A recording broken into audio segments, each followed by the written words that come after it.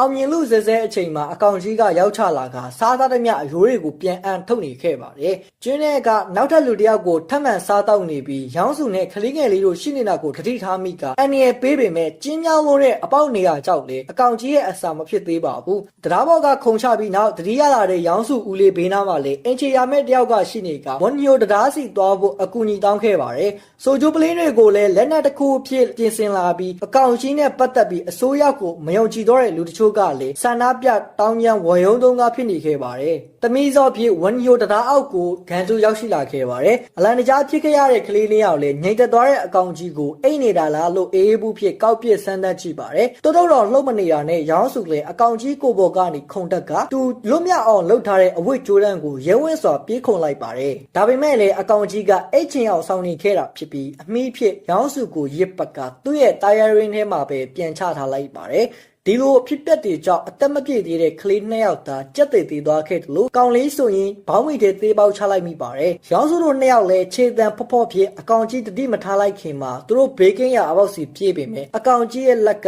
မလွတ်နိုင်ရှာတော့ပါဘူး